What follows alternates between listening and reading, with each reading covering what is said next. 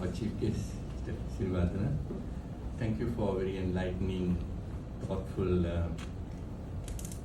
presentation of your experience as well as some of the things which is definitely would encourage all of these ladies who are here. I'm delighted to be part of this today's this function which is organized by the People's Merchant Finance, because we are living in a time, as Stephanie also said, that very clearly very challenging time for women. For good reasons, we are in this country where we have certain amount of freedom to women, not to the expected levels, but if you have been to countries like Pakistan, even India, in Middle East, in Bangladesh and some other countries, marginalization of women, some of the Middle East countries, there are women even doesn't have the basic rights, referring to, so in that context we are much, have a greater freedom here in this country. But we are also living in a time where identity of the women is also challenged, because there is a inclusivity to say that no, pardon my saying this, LGBTQ, EY said except, you go through the whole alphabet and then you see women are not really looked at as women. So I think gender is an issue for the global community today. So whatever it is, I must say that women are unique. There are several unique features in a woman, and I will identify two things which I want to really highlight today.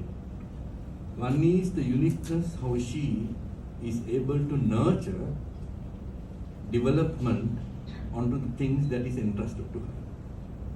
Secondly, her devotion to the stakeholders.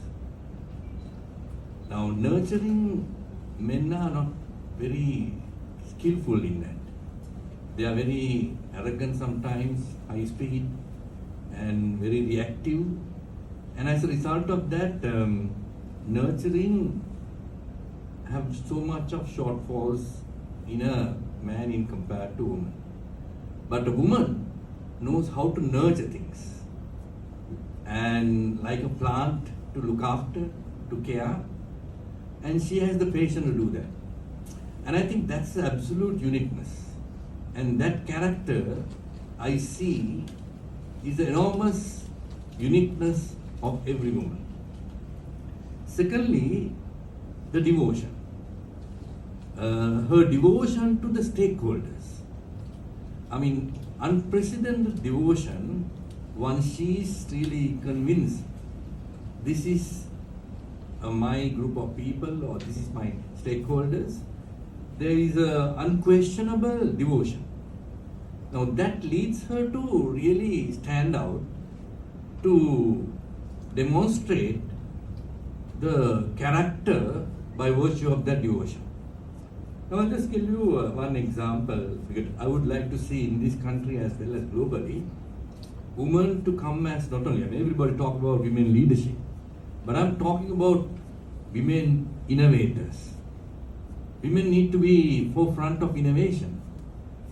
We just concluded, my organization, other organization, Lanka Impact Investing Network, in partnership of European Union and the British Council. We just about last week concluded, they developed about 3 years social entrepreneurs in 4 districts, Pathale, Badulla, Moragal and Nuwara, and had a competition for 55 social entrepreneurs, including men and women. So out of the 55, we had the challenge of shortlisting 25, then 12 and 6, and 6 to be given an opportunity to pitch their enterprises to eminent businessmen of this country as an enterprise. Now, who is the winner? The winner was a young 30-year-old woman from Mathale called Priyani Patirana. What was her enterprise? She was an innovator. She innovated the natural dye compared to the chemical based dye. Uniqueness, called Ceylon Natural Dye Company she founded, and she won. She was the winner, and not only she won the cash prize, immediately the investors said, "We will invest in your business." Now, she had gone through a period of challenges.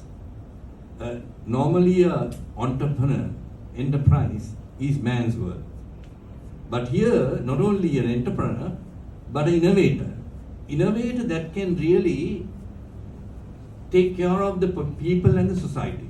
Now she has come something with natural, not artificial, not chemical, which will harm the people and the nature. So her uniqueness is greater because she has come up with the innovation, a natural dye for the batiks and various other things, the saris, and she wore the kind of a sari which she naturally dyed, and she presented very skillfully her enterprise and how she invested, how she finds the raw materials, how she works with number of men in her village in Matale and drives this whole engagement. And what I saw in that was really these two characteristics. With the courage of her conviction, she was able to nurture this concept, this idea of her, to look after nature and the people with a better kind of clothing support.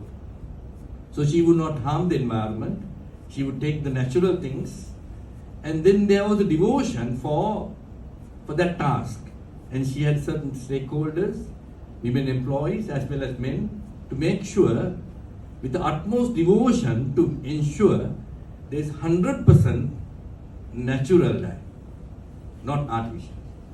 Now with that kind of commitment, she emerged as an entrepreneur among the 55 men and women, and she was able to recognize by one of the eminent businessmen, 6 of them, whom she pitched her business.